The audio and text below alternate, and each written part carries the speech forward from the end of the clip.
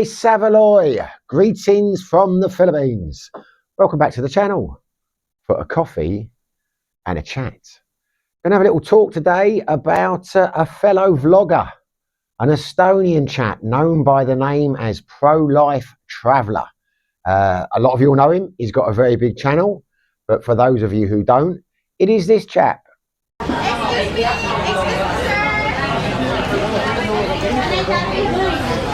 There's no way. This is the room and the cigar. For 700 pesos. Yes, sir. Beautiful? Yeah, very. It's single. How do you know? This is my friend. So why am I talking about him, you may reasonably ask? And it's a fair question. The reason I am talking about him is because it would appear he is bang in trouble. Up to the neck in it, I would suggest, from what I've recently found out. Now, I'm going to be very careful how I word this, because it would appear the things he is accused of doing are quite sensitive in terms of Facebook. But yeah, this is breaking news, really. I think it's literally only just happened. I woke up this morning and I got a message from the lovely Ellen saying, "Have you seen this?" I read it.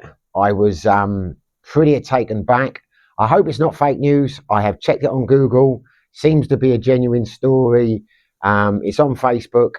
I will show you now what the allegations are. As I say, I will have to be careful about how I word this so I don't get on YouTube's bad side. But basically, this seems to be the situation he has found himself in.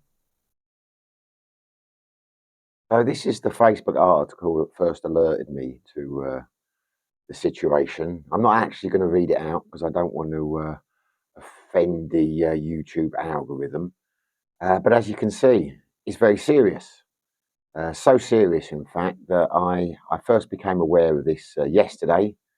But I decided not to upload it because I thought I'm not going to, go public with something like this just based on a Facebook article, which might be true or might be not. However, since then, things have moved quickly. We've got a bit more meat on the bones.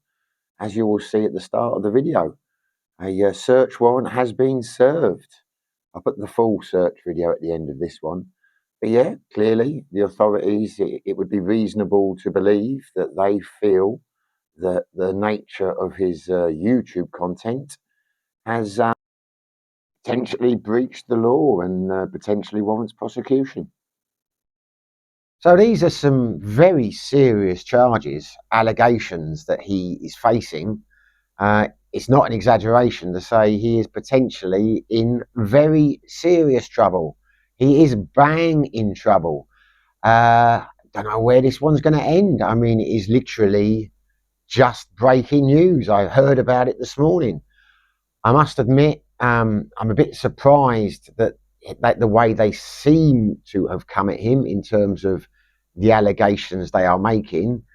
What I'm trying to work out in my mind, or ascertain as best one can, is this part of the potential crackdown that was muted a few months ago when they changed the enforcement guidelines? Or is this young man being picked out for special treatment? Has he offended more people than others? Now, as I've said, I don't really know the guy. I don't have a dog in this fight. I have no opinion on him either way, positive or negative. I never really watched the channel. I have seen some of his videos in the past, little snippets. I know what he does in the sense that he goes around and he vlogs and he talks to people.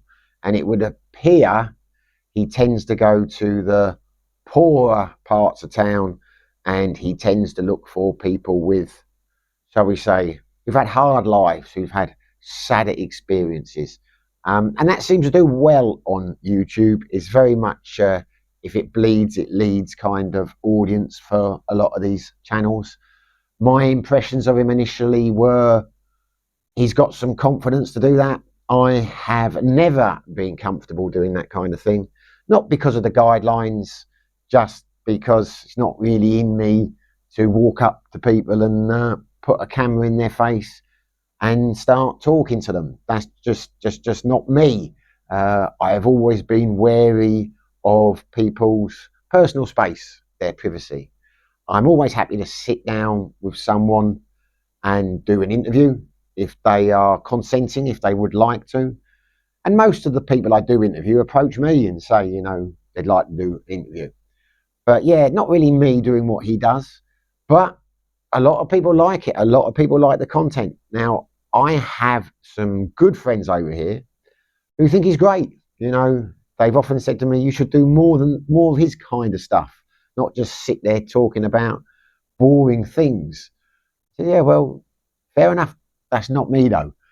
Equally, I know some people over here who really don't like the guy. He seems to be a bit of a Marmite vlogger in the sense that some people love him, some people hate him. Now, I'm not a fan of Vitali. I don't like the guy at all. I think he's reprehensible in basically everything he does. Personally, I think he has a few mental issues. I've done a couple of videos on him and where he is and his time in prison here. I say I don't have a lot of sympathy for the guy at all, but I do think personally, in my opinion, for what it's worth, I don't think the punishment fits the crime in his case. And if I was pro-life vlogger, I would be very worried that the authorities were making an example of me because I say I am no expert on law in the Philippines, but just reading what the suggestions are, the potential or the allegations, the potential charges, I would imagine they have some very serious consequences at the end of them if he was to be found guilty. I say no idea how it's going to pan out. One of the amazing things about Southeast Asia I found in my time here, people can get in trouble for the most insignificant thing that you think is going to go nowhere and can actually end up in a lot of pain over it, can end up going to prison. You know, all sorts of things can happen.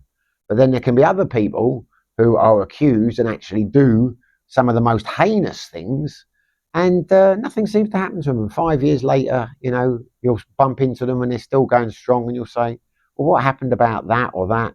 I say, oh, nothing, you know, bought their way out of it or something happened, or charges were dropped or whatever. And that's not just in the Philippines, that's in Thailand, it's anywhere in Southeast Asia. But certainly if you're him, you would have to be worried. And I do get the impression he has been singled out, and maybe rightly so, I don't know. The thing is, he has a big channel. He's got close to 100,000 subscribers. And I did a video again, I'll probably put a link down in the description, about the new guidelines and how I thought they would impact on channels like Regular Guy. Because I know Scott, I've met him a few times, so I take an interest in his channel. And when they brought the new guidelines in, I thought this is going to directly impact him because they are cracking down on the kind of content that he produces and produces well. I mean, he does a good job at what he does. And I think it's fair to say, I don't watch his channel. I don't watch anyone's channel, really. I have no interest in it because I'm living in the Philippines. Anyway, I digress. Scott does seem to have changed his content from what I've seen. He seems to do more live streams now. He seems to do more interviews. I haven't seen him for a while walking around, you know, doing the kind of vlogging that he used to do. Maybe he still does and I just haven't seen it.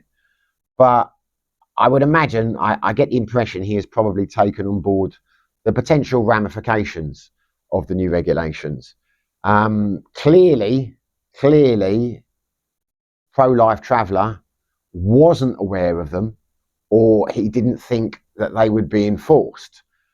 But it would appear that they are. And the reason I'm saying about the video I did recently on this subject was I was talking primarily about Regular Guy and how it might impact his channel, but there were a lot of comments saying, I hope they get Pro-Life Traveller, I hope they kick him out of the country, etc., etc.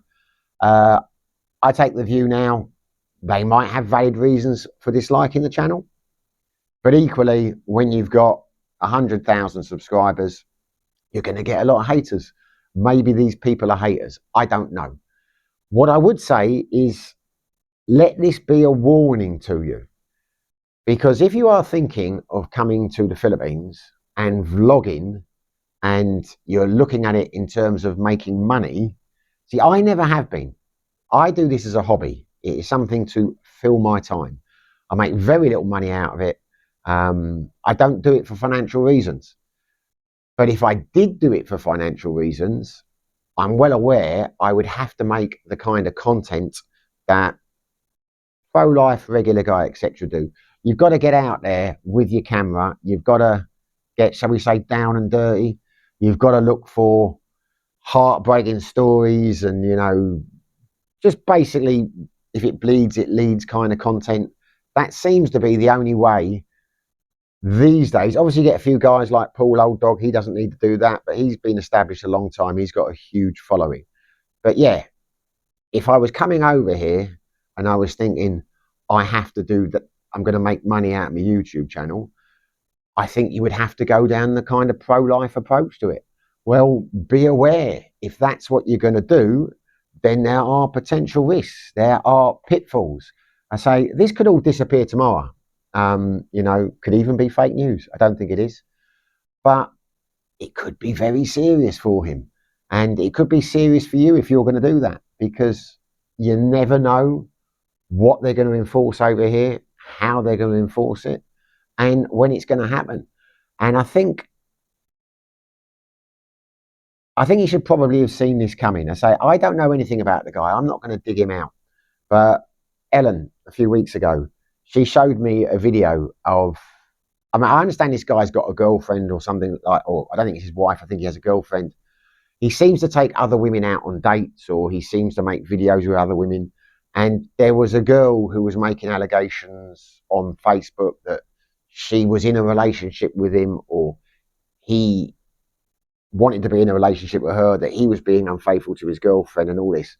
And I thought then, because Ellen was showing me this, and I was like, I've got no interest. I don't, you know, I'm not into gossip and all that. I don't really care. But it surprised me how controversial he was in terms of, this was either Facebook or TikTok, that so many people were getting concerned about it. A lot of Filipinos were on her side and saying what a terrible guy he was. As I say, I make no judgments, but I did think then, having seen that and having her tell me about it, I thought, you probably want to tread a little bit more lightly. You are becoming quite controversial in the Philippines, and given the content that you make, that might not be a very clever thing to do. And it has come to pass. I mean, yeah, he seems to be in trouble. I mean, I would let that be a lesson to you, if you're thinking about coming over here, because this can happen. I'm at a bit of a loss as to why they've done this, to be honest with you, in the sense that they're clearly building a case against him, which could have serious ramifications.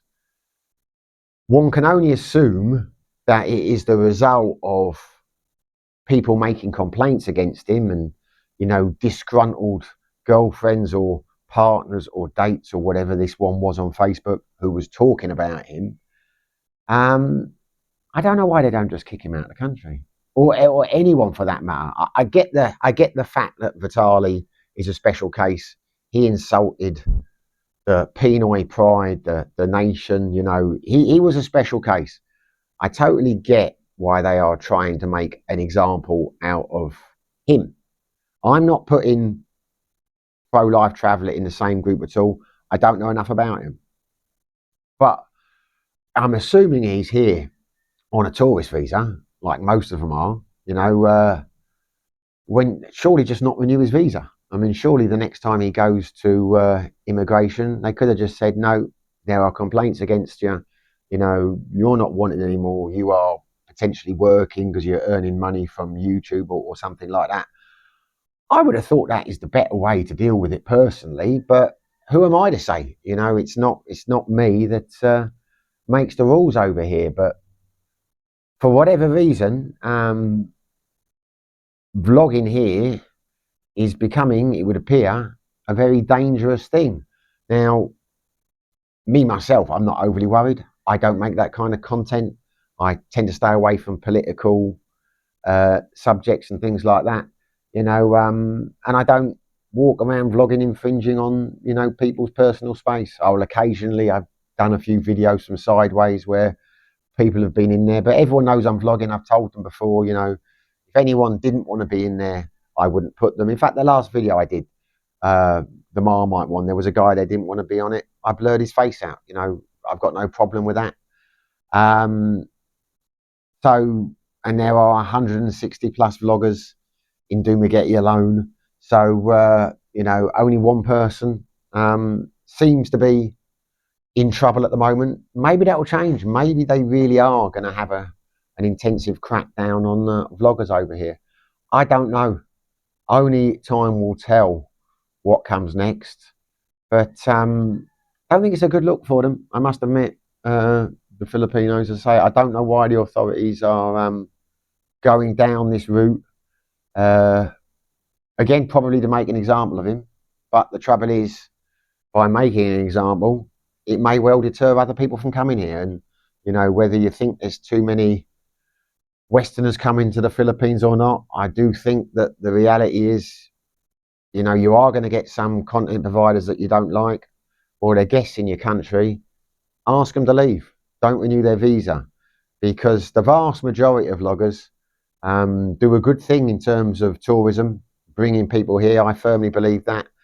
I know some people won't want vloggers to come here. You know, they'll think there's too many of us. But that seems not to be the view of the authorities over here, because they make the visa system very easy in DUMAGUTEE. You know, it is a retirement zone where they're trying to get people to come over here. I'm not sure what you achieve by throwing the book at someone like this and scaring people out of coming here, when you could just cancel his visa and ask him to go. I think that would be a lot less detrimental on potential tourism. Or maybe the allegations are more serious than I know. Maybe he's deserving of the way they're treating this case. I don't know, to be honest with you. Only time will tell. I say, I feel sorry for him. I think he's been stupid, to be honest with you, to be as controversial as he has been. To, personally, if it was me, but I'm an older man, I like to think I'm older and wiser. But if I had been getting the attention in terms of people, Filipinos, saying bad things, derogatory things about me on Facebook, and becoming such a celebrity in this small area, I think that would have been my cue to leave. I think I would have thought, right, I'm getting out of Dodge. Because it's a strange country in that sense. You know, someone can make an allegation against you, rightly or wrongly, and you can be asked to leave. You know, you can't upset, you know, the locals. And he has clearly upset a few locals, which has clearly ended or found us in the situation that he's in now. And who knows how it's going to end. You know, as I say, I don't know a lot about him, but I feel for him. If this is all real, if this is going to happen, then and he doesn't deserve it, then fair enough. I feel very sorry for him. If he does deserve it, if there's more to it than meets the eye, if he's guilty, then deserves everything he gets. You know, it is what it is. But anyway, I have talked a long time now. I'm back in Thailand. Sorry, back in Thailand. I can't speak. I've got Vietnam on my t-shirt. I'm talking about Thailand. I'm in the Philippines. Back in the Philippines now. We've been back a week. I will do a few more videos from Vietnam. Still got some content to upload in terms of our travel vlogs over there. But I wanted to get this out while it was fresh, you know, break the news to a few people, because I haven't seen anyone else do a video on it yet, which I'm quite surprised by. Maybe by the time I upload this, lots of people will have done. But yeah, it seems to be breaking news. The young man's in trouble. What more can I say? Anyway, hopefully you enjoyed the video. If you did, smash the like button. If you haven't subscribed, it would be fantastic if you did. But whether you do, whether you don't, wherever you are, whatever you're doing, stay safe and be lucky.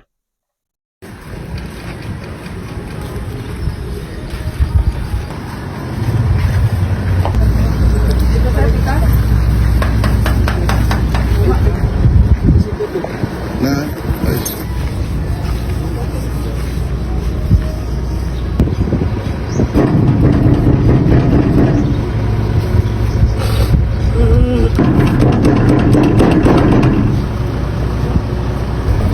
Sir, Sam Rosito. I am Police Captain Morte of the Regional Anti-Cybercrime Unit. We are here to serve the warrant to search, seize and examine computer data. Are you Sir Sam Rosito? Yes sir, we are here to implement this warrant to search, seize and examine computer data with WCCD number 01-2026 signed by Presiding Judge Sheila Lane Katakutan Bisario. This is in relation to the violation of RA 9995 Anti-Photon Video Voyeurism. So we want madam. Yes, all computer devices.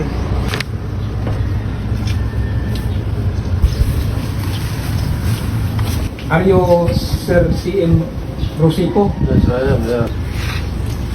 Mga sakop sa Philippine National Police Anti-Cybercrime Group, Regional Anti-Cybercrime Unit, Negros Island Region, ang may paigayon or may service sa search warrant ngadto sa usak langyaw nga nagrenta diya sa may upper kantil ining syudad sa Dumaguete human madawat ang reklamo sa usak babae nga taga barangay Bagakay ning syudad sa Dumaguete.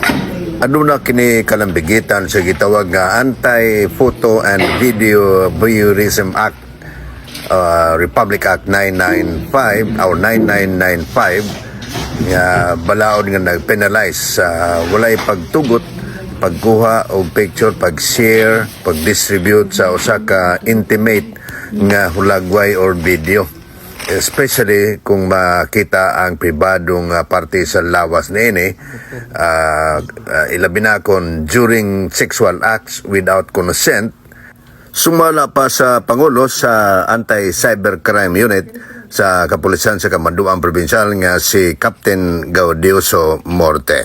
Kaning atong gibuhat karon is nagkandak ta og warrant to search, seize and examine computer data against sa foreign national na ang subject nato is to seize the computer devices and peripherals na diri naka-specify sa warrant to search and examine computer data nga giluwatan sa atong judge. Atong pagdun natin complainant, siya mo ini ato sa opisina para makuan na doon na siya video na naka-circulate online sa atong kuan kani foreign national, naka-post online, so iyang nireklamo siya na dili siya ganahan sa video and i-publish iyang ipa-take down sa posible pero wala na take down. After that time atong nakanak nag-file ta og corresponding case and in support sa case nga atong i-file, muna na-apply to warrant to search and examine computer data to make it strong ang atong file. Sa online sa iyang YouTube account. That was kung mo siya on September, first week of September na siya nakuha, and 2025, September 2025 last year. Okay, naay nag-inform niya nga nagkuan na lunay video ni kalat and dili maayo ang headings so mutong reklamo sa title mismo sa video. So mutong reklamo ani come to kuan niya, nakita niya nga kato na kuan na siya kanang na videohan na yung kuan private part. Vlogger na siya na? Yes sir. So, dili pa siya kaila o kaila? Dili gud sila nga may kadugan silang kaila but aduna kuan sila kaning nagka-contact kay sila through social media sad. Nagabagakay ng complaint? Nasa Dumaguete sir. Aw kaning mga seize evidence nato, mga seize items ato ni kanda kay since on-site atong gibuhat karon sa WCCD duhang ko atong buhaton on-site examination and off-site examination. And kaning off-site examination mo ni thorough need dugay nga panahon ani kay chikon man ta lahat tanan nga mga content. Oo. Tanang recorded nga mga storage devices. So far wala na recover on-site nga. So far ang ato nakita visually gagamit ito sa atong digital forensic equipment on-site. Na sila na kuan nga document pero dili pa attributed sa crime. And we need a thorough conduct of offsite examination. Yes, atot katong mga device nga possible nga nag-contain og kuan. So na po yung mga device. So dili ra pero tama po yung device. Device, yes, mga storage devices o kanang mga personal laptop.